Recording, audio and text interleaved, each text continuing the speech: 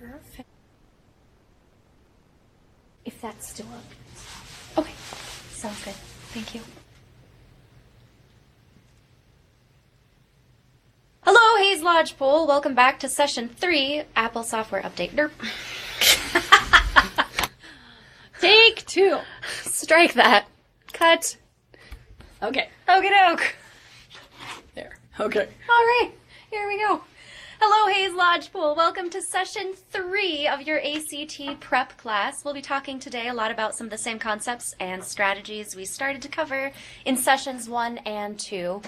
Since we are about halfway through, we are also going to begin some reflection and consideration of strategies that you think will best apply to your situation and things that you have identified as strengths and areas that you personally need to work on for your ACT prep. So, to begin with, please pull out a sheet of paper, a laptop, notebook, and think back to the last video session. Think back to the video lesson from last session. What stood out to you most? This will probably be easier to recall if you just watched the video. However, if it was a while ago, you're welcome to reflect on things that you've been working on in the time since. Please pause the video now and write 2 to 3 sentences about what stood out to you.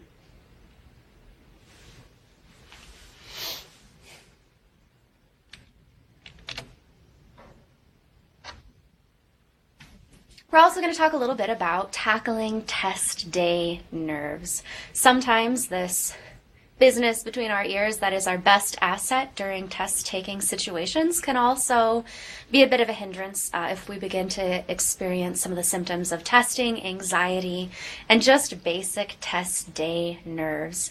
Some of the best ways to get around that are practicing mindfulness exercises. There are a variety of these types of drills available online.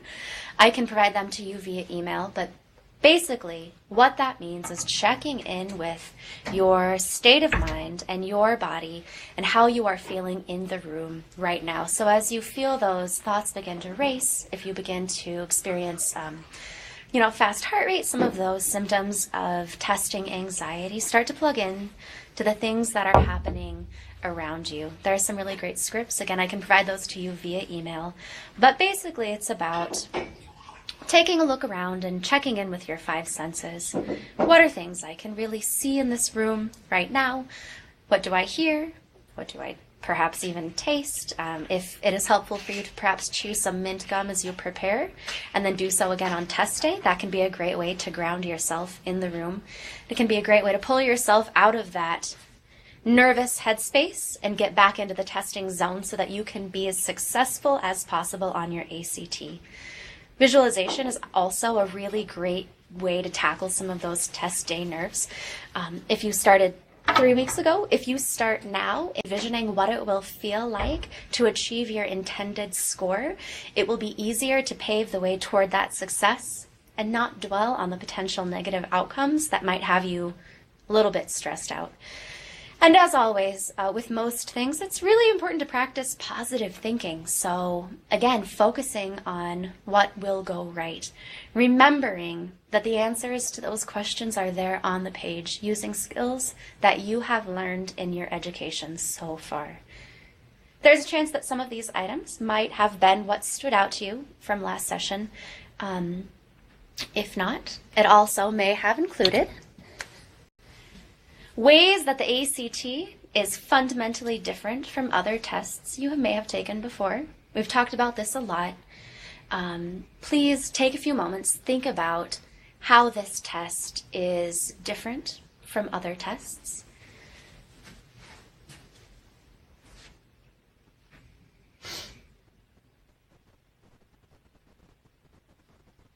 And your answers may have included the fact that there's no wrong answer penalty. It doesn't matter how you arrive at the correct answer as long as you find the correct answer on the page. And that this is a test of skills rather than knowledge.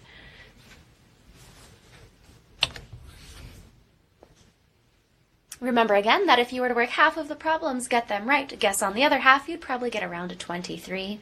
However, if you were to rush through and work all the problems and only get half of them right, you'd get about a 19. So using guessing as a strategic way of working through this test can be really beneficial to your end score, even if that's something that's very different from what you've practiced in the classroom so far. I've also included some of that basic ACT information in this presentation as well. I know we've talked about it a few times before, but I would like you to be able to return to this as often as you need to sort of alleviate some of your anxiety about what to expect. Feel free to jot this down, take a screenshot, take a quick picture if you need this information. It's also available online on the ACT website we've been working with.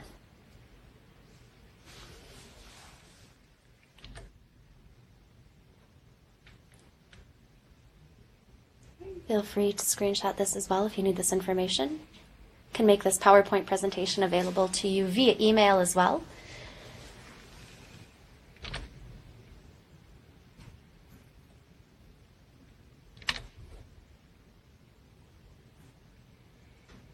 And as we move through some of this review information, again, feel free to jot it down. Think about anything that might, at this point, still be surprising, anything that might be new. Right. We're going to start moving into some of that reflective space, thinking about what you remember about strategies and ACT mindset. So please, in the next few minutes, jot down 2 to 3 sentences about what you remember about the ACT mindset, so to speak. Please pause the video now.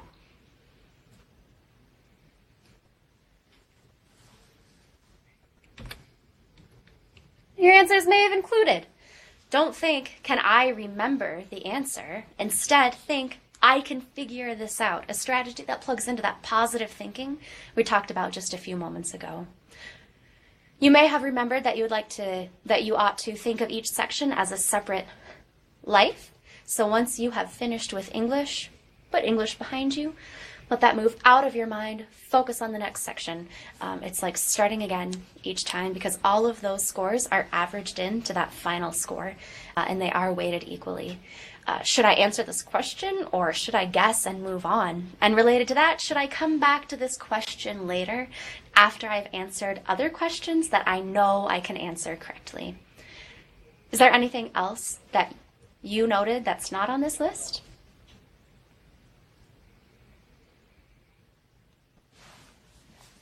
All right. All right, so based on what you remember from last time, think a little bit about what is triage strategy.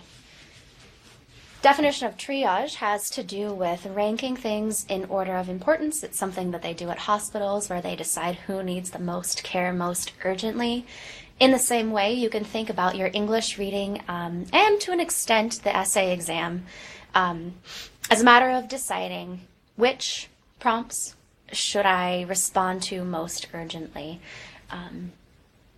So again, the way you can do that, first pass through each passage. Answer the easy ones. Guess at the impossible ones. Skip questions you can answer with extra work. Second pass, return to questions that you skipped, paying attention to how much time you are taking per passage. Finally, if you are using triage strategy, okay,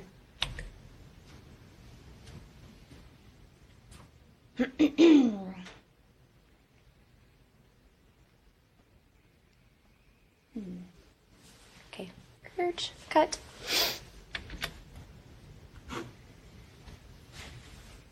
All right, some basics of the English exam. Again, you'll have 45 minutes to answer 75 questions covering punctuation, mechanics, and other editing topics.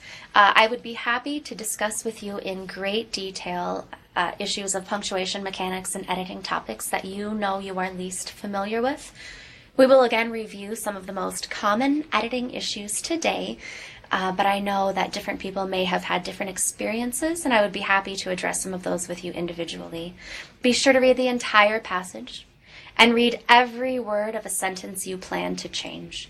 Be sure to look for verbose writing. Do you recall the definition of verbose? If you are thinking overly wordy, then you are correct. So find that overly wordy, verbose writing and simplify. The ACT is always looking for the shortest way to say something as long as it is grammatically correct. Be sure to avoid redundant or repetitive language. So if you have a sentence that includes 5 different versions of the same word just said different ways, there is a great chance, almost an absolute chance, that that will need to be changed, and you will want to look for the most simple way to say that. As we work through passage 2 of the practice exam today, we'll actually see an instance of one of those verbosity questions in action.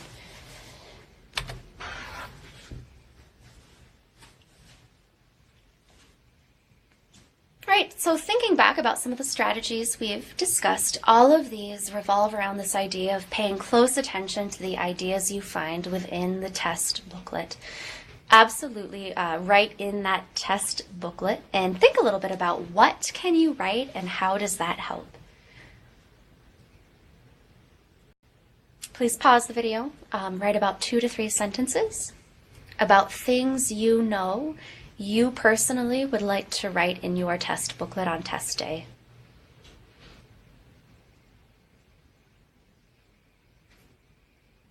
Of course, one of the things that you may have noted is that you'll want to look for transitions and main ideas.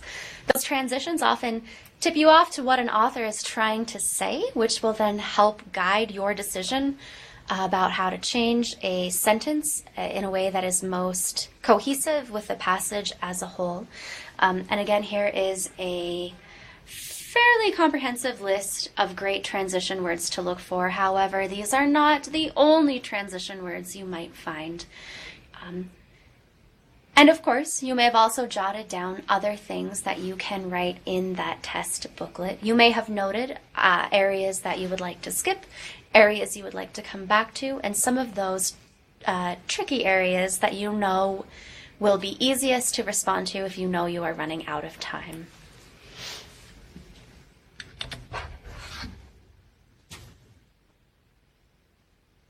So at this point, before we begin talking again about some of these specific editing, punctuation, grammar issues, I would like you to, again, move into reflection mode and think a little bit about which strategy you think will work for you best. If you haven't thought about it yet, take a couple of minutes and start percolating. Which one will be my go-to strategy come test day? Will I apply triage strategy? Will I be jotting down ideas in my test booklet? Will I be looking for transition words, main ideas, some combination of all of the above?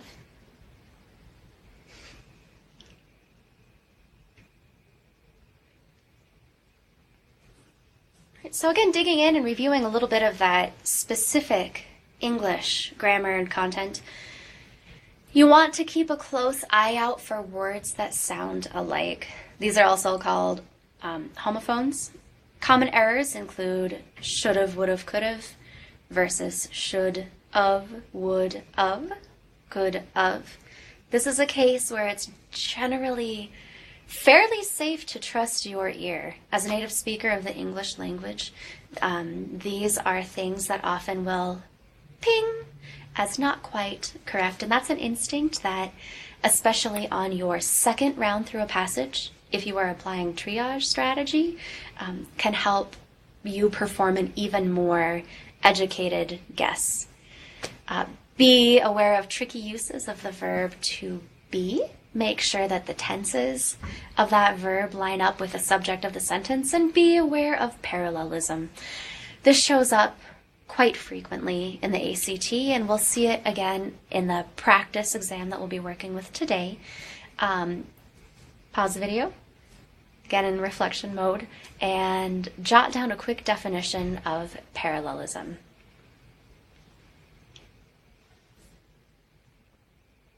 And if you wrote down something along the lines of parallelism as a structure where the interior components of a sentence are built the same way, or something along those lines, you are correct. Subject, verb, noun, verb construction. Sometimes you'll have some descriptors thrown in there.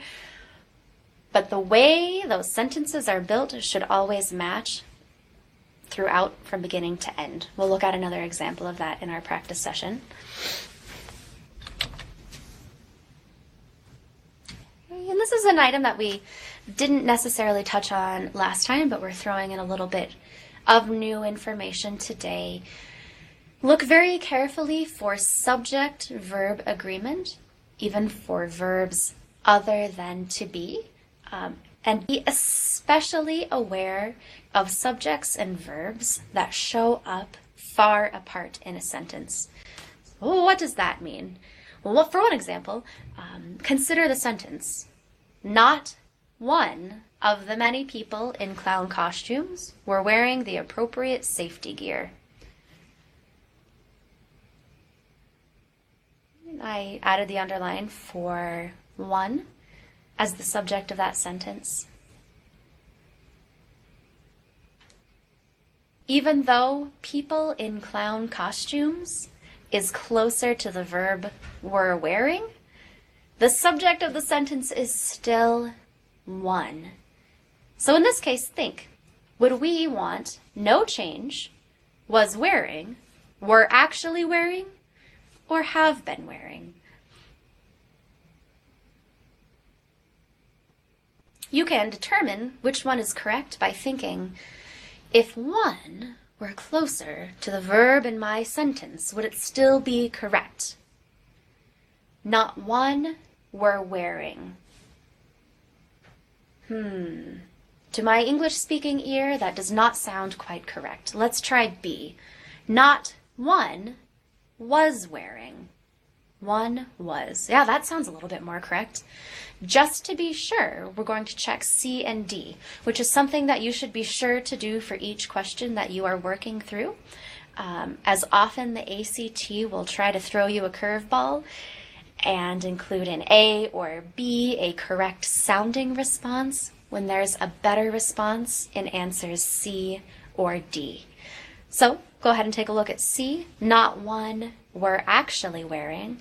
I know that's not correct because it's overly wordy or verbose. And D, not one have been wearing. So it's, I think, pretty safe to say that the only singular item in that list is was wearing. Since we're talking about not one, we can safely say the answer is B. You will probably see several versions of this kind of question on your own ACT exam.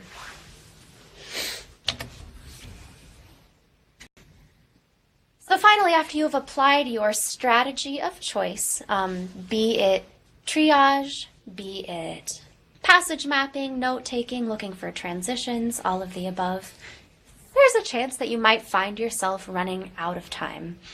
Thinking back to last session, what do you remember as some of the strategies you can apply when you are running out of time? Take just a few moments, jot down a few bullet points, things you recall. Please pause the video now.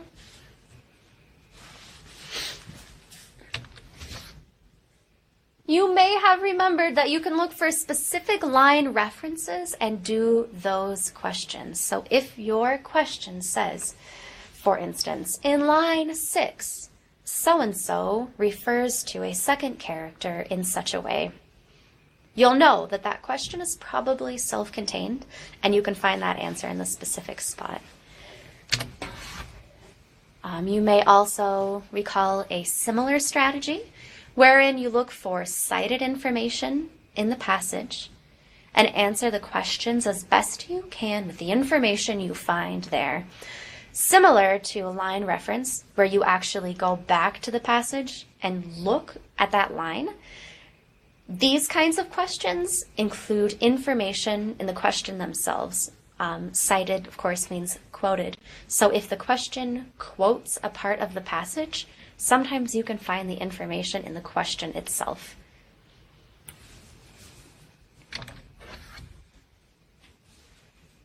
Finally, if you've done all of these strategies, if you've used your strategic passage mapping, triage strategy, you've looked for specific line references, you've referred to cited information in the passage, and you are, down to the wire, just a few minutes left, more than anything, make sure you answer every question, even if it's a guess. This applies to questions even outside of the English realm.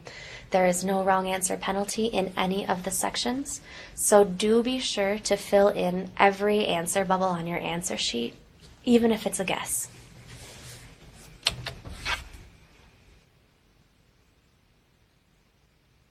So hopefully, over the past 2 sessions, you have been jotting down the types of errors you've noticed as you prepare for your exam.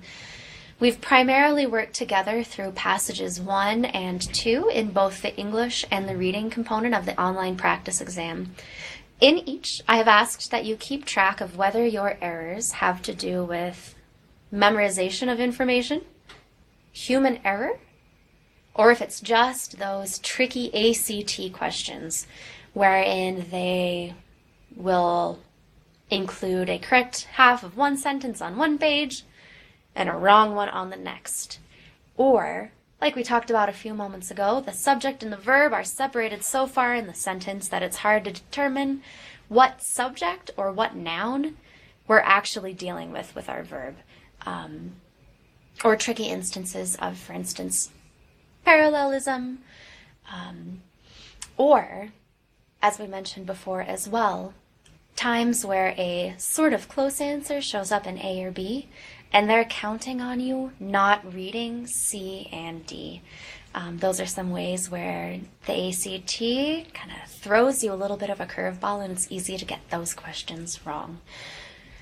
So in the next couple of minutes, again, please pause the video and think, is one of these error types occurring for me more often than the others?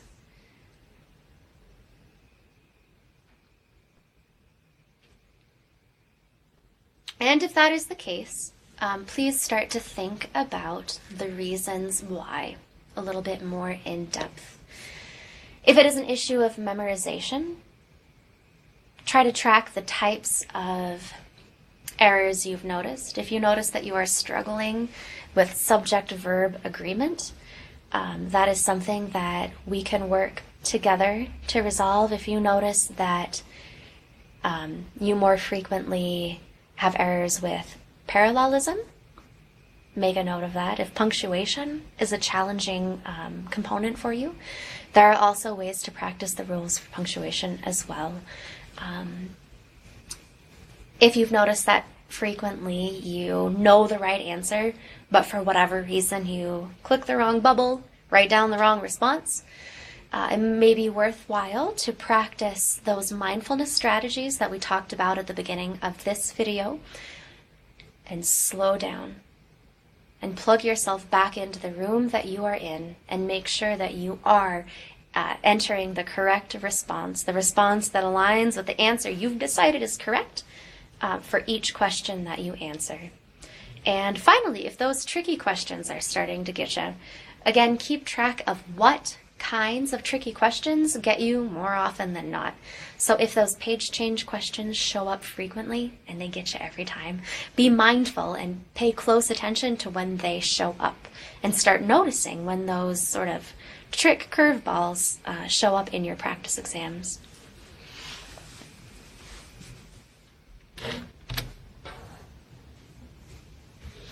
All right, so we are going to jump back in and take a look at Passage 2.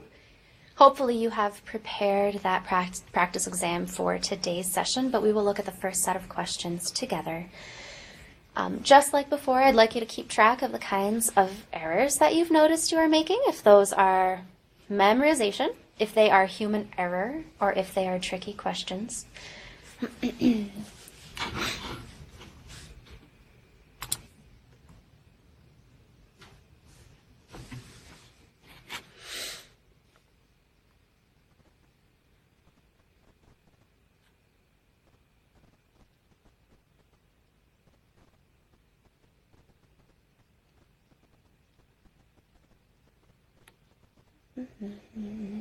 So go ahead and click on Passage 2.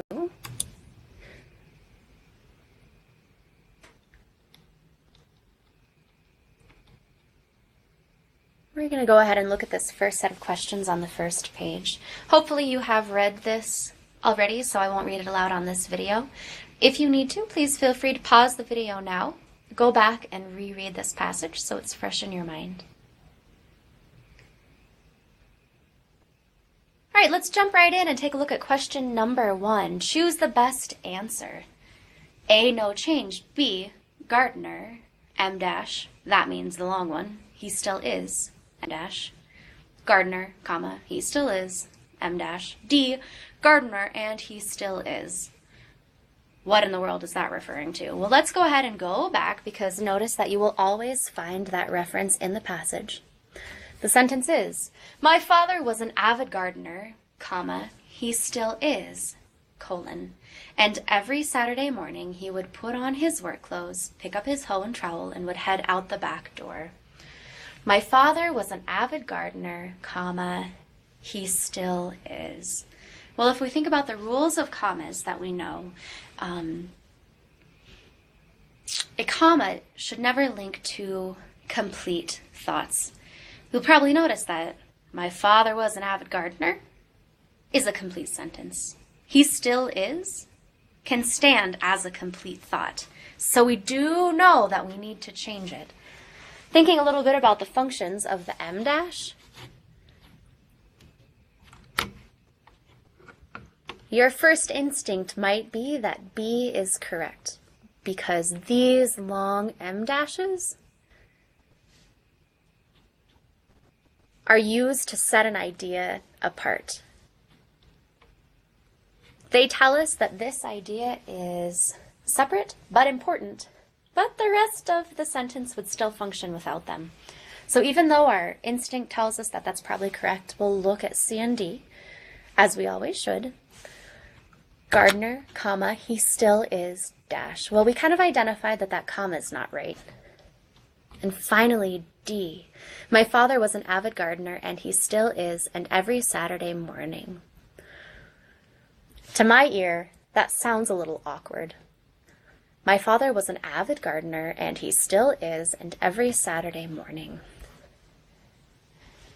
Although that repeated and, that conjunction over and over, might feel like a sassy stylistic choice, especially again for some of my empowered writers out there, it is not technically correct, and it's considered overly wordy and verbose. So we can safely say that B is the correct answer.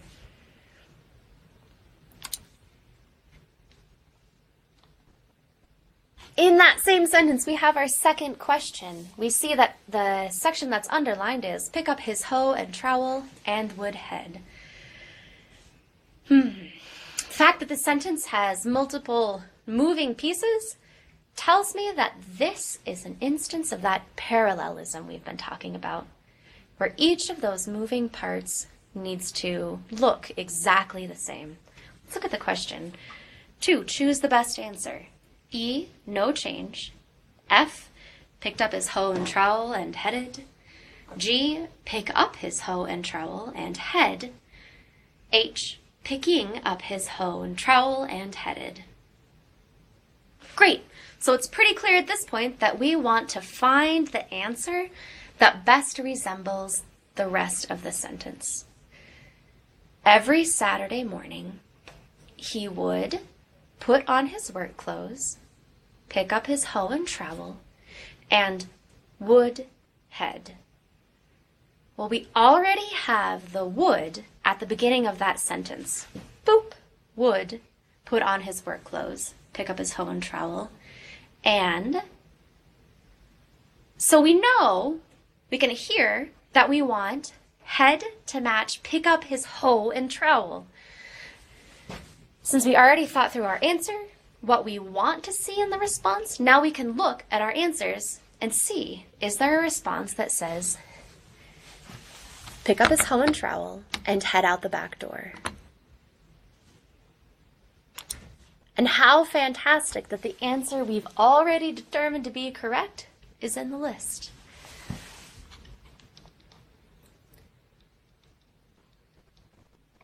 Within that same sentence, we have number 3. If the word Saturday were deleted from from the preceding sentence, the essay would primarily lose what? Before we even look at those answers, let's think about what that sentence would look like without the word Saturday. My father was an avid gardener. He still is. And every morning he would put on his work clothes, pick up his hoe and trowel, etc., etc. Think a little bit about what is the difference between every Saturday morning he would put on his work clothes and every morning he would put on his work clothes. What is the most fundamental difference between those two constructions? If you decided that that would change the fundamental meaning of that sentence, a really crucial detail that makes that sentence specific, you are right. Let's check and see if that answer is in our responses. Let's see. If the word Saturday were deleted from the preceding sentence, the essay would primarily lose A, evidence that the father was an avid gardener. Well, no, because if he did so every day, he would still be an avid gardener. B, a detail that changes the meaning of the sentence. That seems pretty close. Let's keep looking just to be sure. C, support for a point made earlier. Well, we're only on the third sentence, so there's not a lot of information that was conveyed earlier. Or D, a crucial link to the following paragraph. In that regard, we would have to take a look and see, is there anything in the next paragraph that really relies on Saturday? As a 10-year-old, I was supremely unenthusiastic about swinging a hoe in the garden when I could be out playing with my friends. You can see that that has really nothing to do with Saturday. So it's a safe bet to bank on B, a detail that changes the meaning of that sentence. Every day versus every Saturday.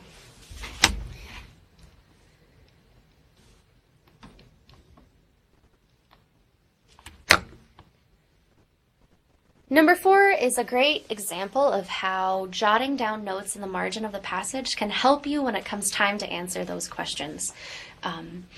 So, if you were looking for main ideas and main themes, you may have noticed in this paragraph, as a 10-year-old, I was supremely unenthusiastic about swinging a hoe in the garden when I could be out playing with my friends. Having tried and failed, my father was unable to make a gardener of me.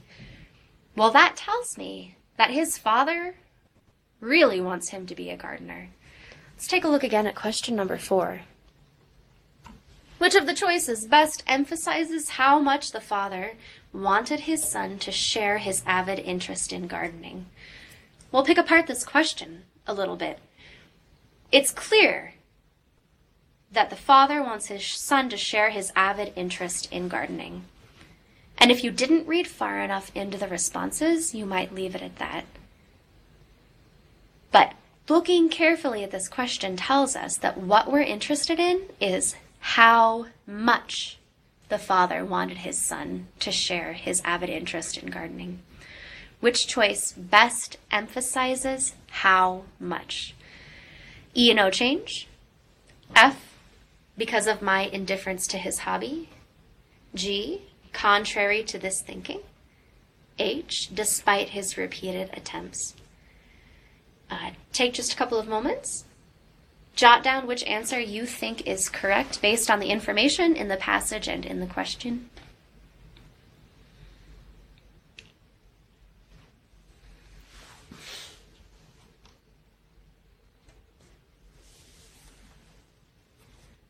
So although we have the information, having tried and failed,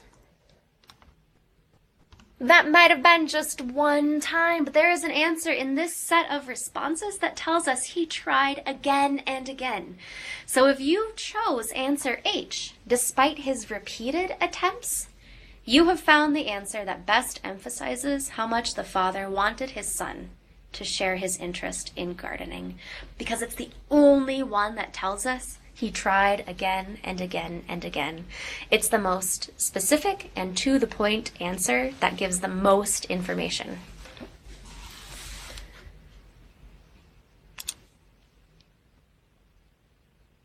So finally, question number 5. Referring to, I had no qualms, of course, about enjoying the results of his labor, the potatoes, squash, cucumbers, and cauliflower that he pursued out of the earth.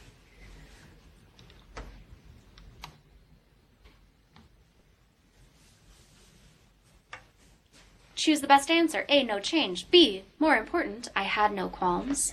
C, it stands to reason, then, that I certainly would have no qualms. Or D, I had no qualms as a consequence of it.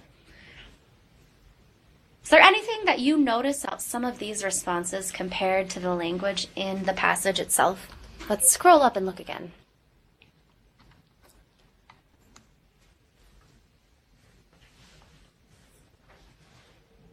What you may have noticed is that although all of these responses are grammatically correct and they give the same information, only one of them is succinct or short and still conveys that same information. Remember, the ACT does not like overly wordy writing.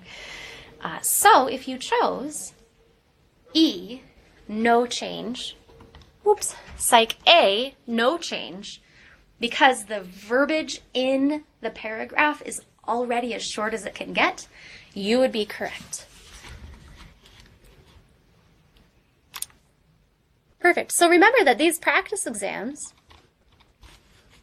provide great explanations of your responses, both if you answer them correctly and if you answer them incorrectly. This is how you can go through and track whether these are errors of memorization, if they are human error, or if you're getting hung up on some of those tricky questions where the ACT is just, again, throwing you one of those curveballs. This is a great way to keep track of where you need to focus your own efforts outside our time together. For next time, if you haven't done so already, I would like you to finish the rest of the questions for passage number 2.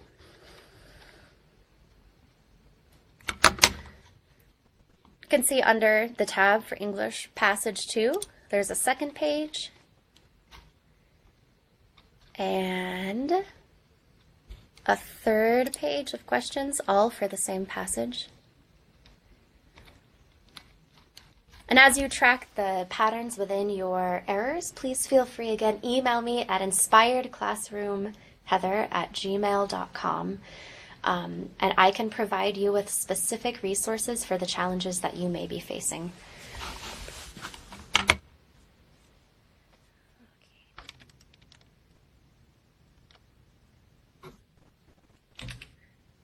All right, just a quick review of some reading strategies. Again, you have 35 minutes, 40 questions. You'll be reading prose fiction, social studies, humanities, and natural sciences.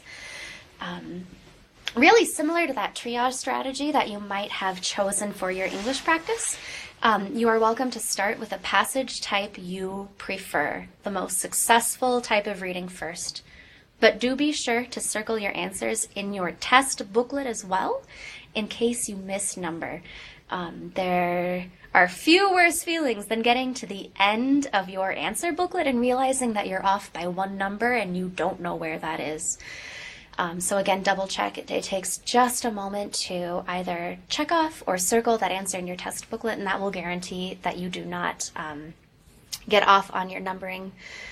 We talked a lot about the 3 passage strategy, skimming and scanning. Take maybe 3 minutes now, pause the video, and jot down what you recall about those strategies and how they are used.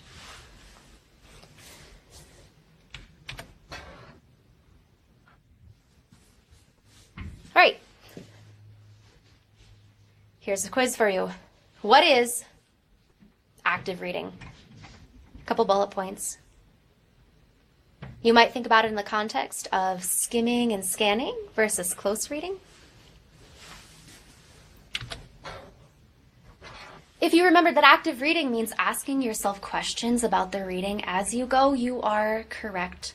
Some of those questions might have to do with the author's purpose and choices, the general outline of their writing, structure. Do look for adverbs and transitions. Just like in the English passages, they'll tell you a lot about what the author is trying to say. If you remember that active reading is somewhere between skimming and a close read, not quite, quick like you'd read a newspaper article, not quite the close attention that you'd give to Shakespeare in your English class, you got it right. All right, quiz number 2. What is passage mapping? Pause the video, jot down what you recall about passage mapping.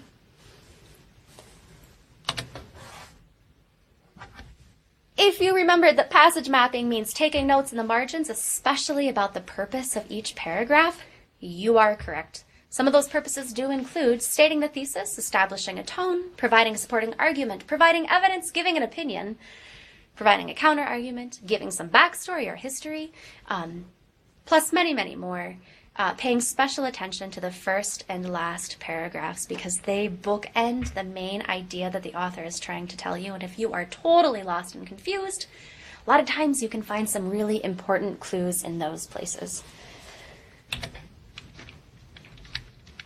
And finally, the 3-passage strategy involves guessing on all 10 questions for your least favorite passage, the one that you really don't understand, really don't want to do.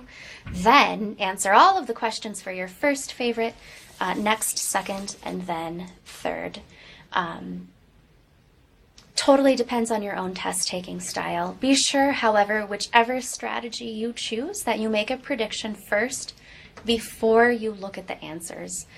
Focus on the question first, because again, they will often give you an answer in A or B that seems correct, and then you get to answer C and D, and there is a more correct response. Read all of your questions and line them with your own prediction of what the answer actually is. Especially in those cases of inference questions, the answers must be completely true, not just mostly true. Don't let them trick you. Always choose the most correct answer. Take just a couple more moments, pause the video, and think about which reading strategy or combination thereof you prefer and that you think will be best for you. All right, we're going to hop over to that reading practice exam.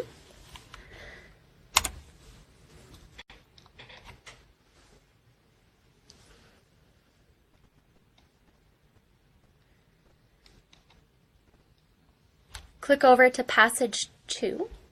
Ideally, you will have read this before now, but if you haven't, that's fine. Pause the video, read it now. You might notice that this is labeled as social studies, so it tells you right off the bat what kind of passage you will be reading. If you are applying the 3-passage strategy, you might know, social studies is terrible and I will never be able to answer all of these. This might be the one where you guess on all 10. Or if you really love social studies and it's a place where you thrive and you think that you know the information and can more actively recall prior information to apply to your reading, you might start with this one. I would like you now to answer these first 5 questions based on your reading of the passage and the notes that you've taken in the margins, if you are passage mapping. And I'd like you to practice using the correct answer tool on the website here. And after you've done so, write down the type of error that you've noticed in each question. Again, whether that's memorization, human error, or tricky question. Going through and doing the little bit of extra note-taking at this time will make it that much easier as you continue to prepare over the coming month or so. Once you've picked up on patterns that are hard for you, again, please email me at inspiredclassroomheather@gmail.com, and I can offer you some really fantastic specific strategies for things that you might find personally particularly challenging. It's also a really empowering tool to notice things that you are successful at. So again, if you are applying Triage Strategy or the 3-passage strategy, you'll know which ones to turn to first. And that can also help alleviate some of that test anxiety that we talked about at the very beginning of this session, is knowing the very many ways that you are very capable and strong and can find those answers on the page. Okay, again, if you have not done so already, please pause the video, answer questions 1 through 5. And before next session, please complete the rest of reading passage 2. Again, the second page of questions is underneath that tab for reading passage 2. Boop, boop.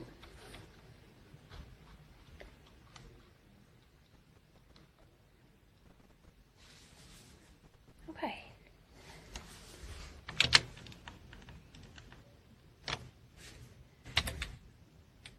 So finally, we are going to just briefly go over some of those things that we talked about involving the essay last time. If you did write a practice essay since last session, I would like you to now take 2 or 3 minutes, pause the video, and write down a few things that went successfully for you and things that did not go as successfully.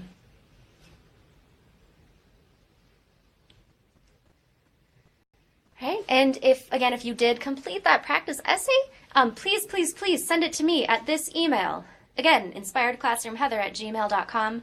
I can give you personalized feedback about that timed writing, especially if you did sit down with a timer and do it in the same format that you'll encounter on the ACT. I can help provide tailored strategies for your own writing style and offer some ways to improve within the confines of that short time period that you have. Remember that it's really important, even though you have a short amount of time to plan that essay. We talked a little bit about writing a 5-paragraph essay. Again, especially for my empowered writers, it's not the be-all, end-all to all writing ever, but it's a great way to organize your thoughts in a timed writing setting. That 3-paragraph essay gives a introduction, a conclusion, and 3 body paragraphs that support your thesis. The ACT writing prompt is very specific, and again, if you recall, it provides specific perspectives that you get to weigh your own thoughts against. So you can either agree with those perspectives, you can disagree with those perspectives, or somewhere in between. Because writing, like life, even in a time setting, can be complicated. And that's okay, as long as your thoughts are clear, cohesive, and organized. We'll pop over and take a look at some of those sample scores and responses.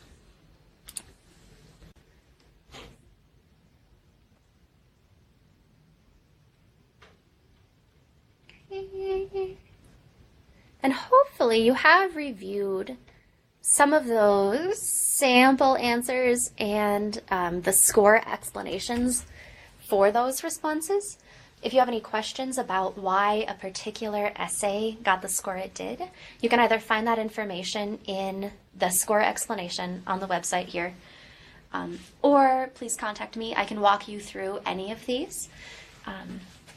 If you did complete that practice essay, I would like you now to compare your essay to the sample responses that you'll find on the website.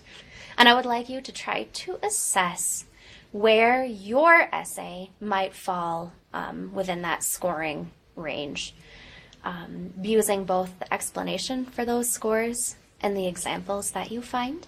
And let me know where you think you are and why, and we can talk about specific targeted ideas for each of the different components of that essay exam. So remember that they're looking at ideas and analysis, development and support, organization, language use, and then an overall holistic look at that writing as well.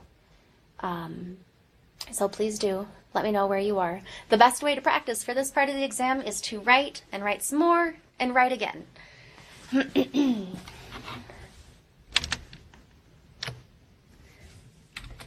Perfect. So that's all I have for you today. I hope that information was helpful. I hope that you had a chance to begin thinking about which strategies make the most sense for your situation.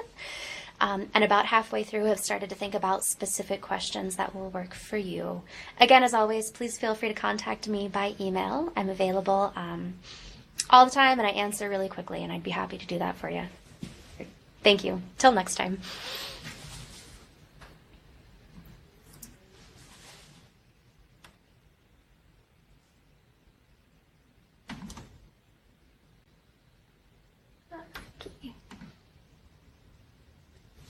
I think I'm still recording. So we can't say anything too terrible. She's down in a phone call down the hall. Well, I have bad news. I forgot. I was finishing up my presentation. presentation and I forgot my jump drive in my other computer. Oh no. So, That happens. They're not actually here, so. well, yeah. So I need to find out if she wants me to go get it, come back and do it, or if she wants me to do it another time. I'm gonna go find her.